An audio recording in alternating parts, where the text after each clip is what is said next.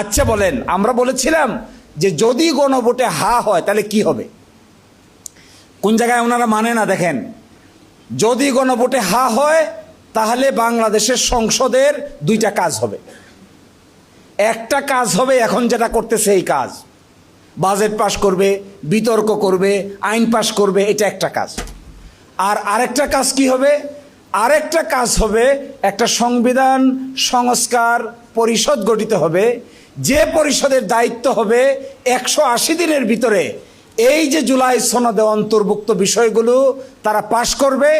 পাশ করার পরে 180 দিন পরে ওই সংসদের দ্বিতীয় কাজটা অটোমেটিক বিলুপ্ত হয়ে যাবে।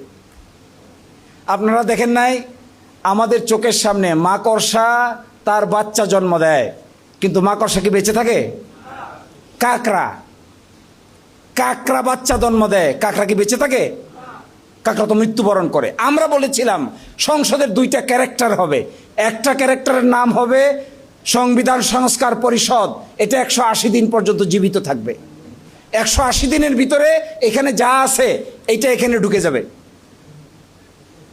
এই জায়গা থেকে সরে এই জায়গায় চলে যাবে। চলে গেলে তো আর সংবিধান সংস্কার পরিষদের আর কি কোনো দরকার আছে?